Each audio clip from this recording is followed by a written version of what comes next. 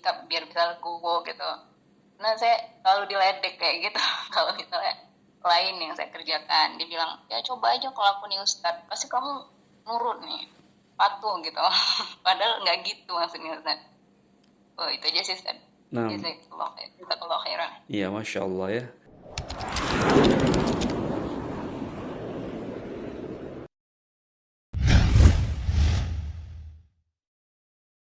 Sikap biar bisa legowo gitu.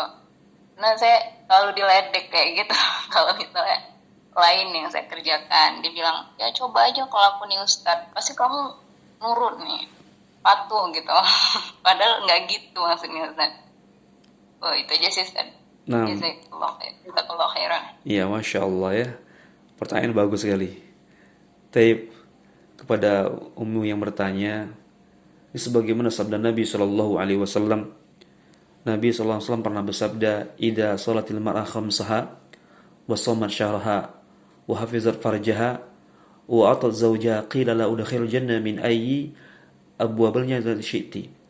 Kata Nabi Sallallahu Alaihi Wasallam, apabila seorang istri dia salat 5 waktu, kemudian dia puasa 30 hari pada bulan Ramadan, kemudian dia mentaati suaminya, menjaga kemaluannya, maka apa kata Nabi SAW? Udkhil jannah, masuklah engkau dalam surga dari pintu mana saja engkau kehendaki.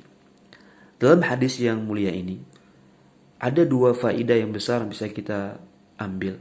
Yang pertama adalah ketaatan kepada Allah, kemudian yang kedua ketaatan pada suami. Ketika sang suami dia memerintahkan hal-hal yang baik, hal-hal yang ma'ruf, maka wajib bagi sang istri mengikuti. Contoh, sang suami menyuruh sholat misalnya, menyuruh pakai jilbab misalnya, menyuruh berbuat baik, bersedekah misalnya, berkata-kata baik kepada anak-anak misalnya, maka harus diikuti, karena itu perkara yang baik. Maka ketika sang istri ia mengikuti ucapan suami seperti ini, maka balasannya apa? Udkhil jannah min ayyi abwab jannati syi'ti. Masuklah engkau dalam surga dari pintu mana saja engkau kehendaki. Insyaallah masuk surga, insyaallah. Ini balasan. Ya.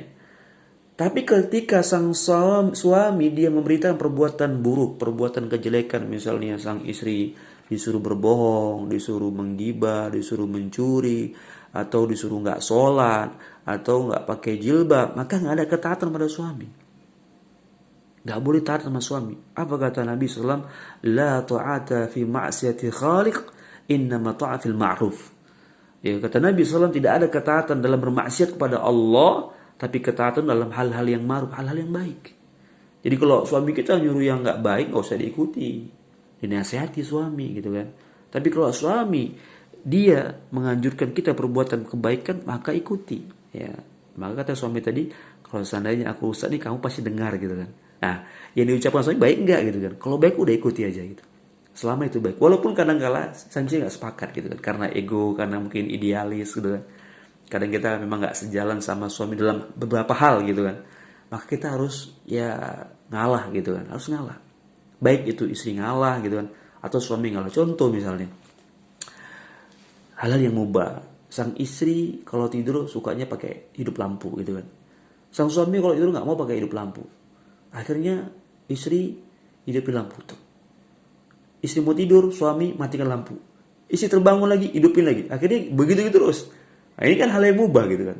Nah, maka dalam hal ini bolehlah istri yang ngalah atau suami yang ngalah gitu kan. Ini kan masalah-masalah sederhana ya, masalah-masalah simple gitu kan.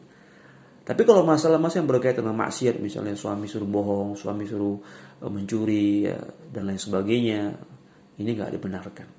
Ya, namun kalau hal-hal yang mubah, maka sang istri kok bisa ngalah dan suami juga kalau bisa ngalah gitu kan. Dia saling mengerti.